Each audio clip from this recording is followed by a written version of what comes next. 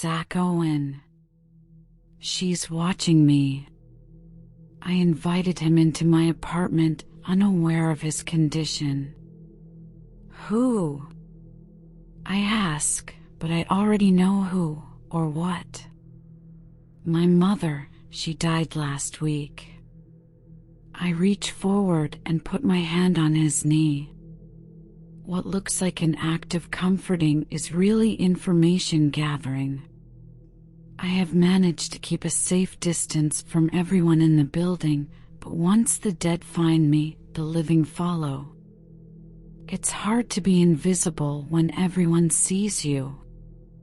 I know she's watching me. He jerks his head upward to the left, forcing his feathery blonde hair to part, exposing his pale blue eyes to the sun, causing him to squint. Why won't she leave? There are so many answers to this question, all of them disconcerting. I go with ambiguity and misdirection, sidestepping the truth. In order for her to leave, she has to be there in the first place. I offer, but I know he is too turned inward to hear me. He sits there still staring up and squinting, searching for an answer in the light. I want to disappear into the light with him. Hold his hand, guide him to safety, but this is his journey, and I can't change the destination. I can temporarily relieve the pressure, but it will return to propel him forward. After a few minutes of feeling out the layers of energy he is subconsciously projecting, I become familiar with his condition. His name is Zack, and he is a stationary soul. He is anchored to the energy of a specific location. It is a location that is attached to his spiritual movement forward. He doesn't know it, but he is still feeding on the energy of this attachment. Like an umbilical cord, supplying him with nutrients his soul cannot live without. He is a premature birth that will only be completed after death. Some are born incomplete, without an attachment. They are in constant need of connection, trying to suck out and hitch a ride on any soul that moves on. Zack is fully attached and stuck. He is challenged with the loneliness of limited travel accompanied by a thirst for increased connection. In his weakened state, brought on by the death of his mother, he attracts lost souls who try to feed on his attachment. This is what gives him his watched feeling. When the flow slows down, it signals vulnerability.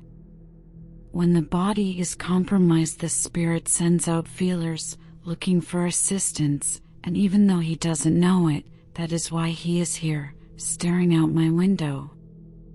I have to speak to his brain in code.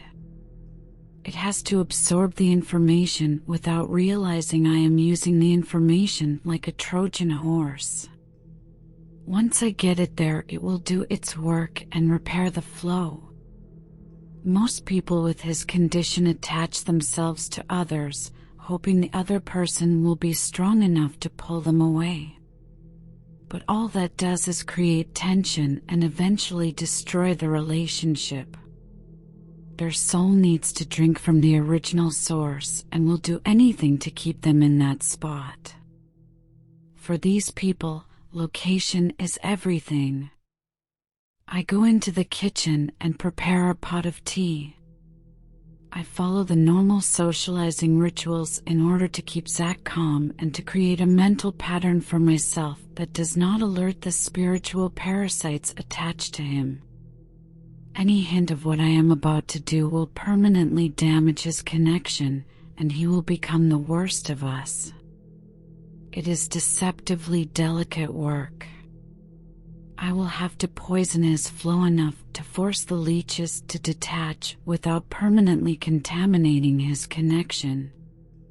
I pour the tea, my energy begins to separate, and my mind shifts into position. There is a language in the air. The space between us is filled with circuits and opportunity. A level of connection that transcends the human bond. It is our original blueprint. We are not what we know, we are what we don't know. The knowing triggers the pattern that keeps us still. Our brain is that keeps us here, even if it shouldn't. I need to bypass Zack's brain and poison his connection just a bit. His parasites will detach, and he will find relief. Zack doesn't respond. This is perfect. He is lost inside his head. He will be distracted while I try to manipulate his design. I use words that puncture the air around us, give me a point of entry. Chants, spells, whatever you want to call them. They play with frequency and energy, they move and shift the crowded space around us, and like a butterfly flapping its wings, a storm is created. These words have been crafted over centuries, and their origin is unknown. But the ignorance is the work of the mind, true knowledge is in the unknowing. I can see Zack start to notice my one-sided conversation. I pause. Drink it while it's hot. I say to him, pointing at his cup. He looks at his cup and then looks at me. I can't figure out whether it's him looking at me or something else. Like a seance, you can't always control what pushes its way through. Finally, he reaches for his cup and takes a sip. The distraction of the taste and the movement of his body will massage my message and create a current through him. Once this starts, we are done. Results should be immediate. Zack puts his cup down and I can feel his pattern shift. He is beginning to settle. How do you feel? I ask. Better. Good. Sometimes a good cup of tea is all you need. Zack looks at me and smiles. Shit. It's not him. I rarely make mistakes, but when I do, the cost is high. Did I mention I hate the living? I was never in control, he was. There is an infinite amount of time and space everywhere. The only thing that protects our flow is our belief in it. Now I have to keep track of him and figure out what to do. Next time, I won't answer the door.